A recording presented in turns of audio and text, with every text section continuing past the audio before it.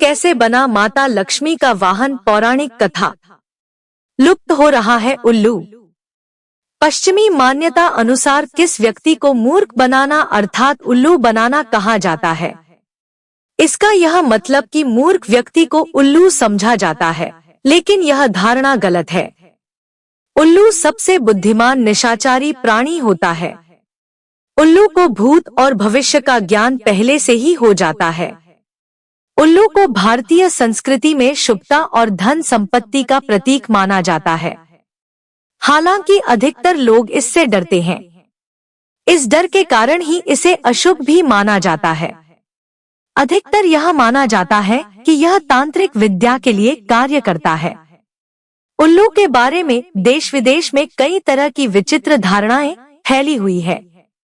अधिक संपन्न होने के चक्कर में लोग दुर्लभ प्रजाति के उल्लुओं के नाखून, पंख आदि को लेकर तांत्रिक कार्य करने हैं।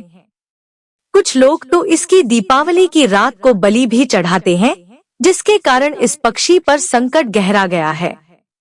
हालांकि ऐसे करने से रही सही लक्ष्मी भी चली जाती है और आदमी पहले से अधिक गहरे संकट में फंस जाता है। रहस्यमयी प्राणी उल्लू। जब पूरी दुनिया सो रही होती है तब यह जागता है। यह अपनी गर्दन को 170 अंश तक घुमा लेता है। यह रात्रि में उड़ते समय पंख की आवाज नहीं निकालता है और इसकी आंखें कभी नहीं झपकती है। उल्लू का हु हु हु उच्चारण एक मंत्र है। उल्लू में 5 प्रमुख गुण होते हैं। उल्लू की दृष्टि तेज होती है। दूसरा गुण उसकी नीरव उड़ान। तीसरा गुण शीत ऋतु में भी उड़ने की क्षमता। चौथी उसकी योग्यता है उसकी विशिष्ट श्रवण शक्ति।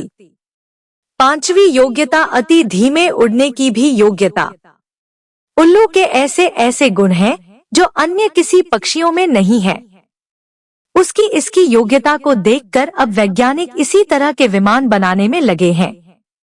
उल्लू एक ऐसा पक्षी है जो किसानों के लिए अच्छा साबित हो सकता है। इसके होने के कारण खेत में चूहे, सांप, बिच्छी आदि नहीं आ सकते। इसके अलावा छोटे मोटे कीड़े के लिए उल्लू एक दमनकारी पक्षी है। भारत में लगभग 60 जातियों या उपजातियों के उल्लू पाए जाते हैं। उल्लू कैसे बना लक्ष्मी का वाहन? प्राणी जगत की संरचना करने के बाद एक रोज सभी देवी देवता धरती पर विचरण के लिए आए। जब पशु पक्षियों ने उन्हें पृथ्वी पर घूमते हुए देखा तो उन्हें अच्छा नहीं लगा और वह सभी एकत्रित होकर उनके पास गए और बोले, आपके द्वारा उत्पन्न होने पर हम धन्य हुए हैं। हम आपको धरती पर जहाँ चाहेंगे वहाँ ले चलेंगे। कृपया आप हमें वाहन के रूप में चुनें और हमें कृतार्थ करें।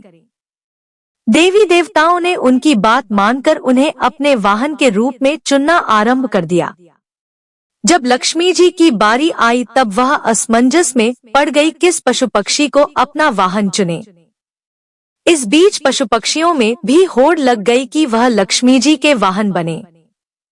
इधर लक्ष्मी जी सोच विचार कर ही रही थी तब तक पशु पक्षियों में लड़ाई होने लगी गई।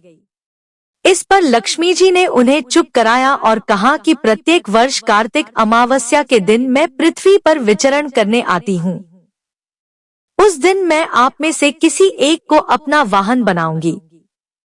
कार्तिक अमावस्या के रोज सभी पशु पक्षी आंखें बिछाए लक्ष्मी जी की राह निहारने लगे।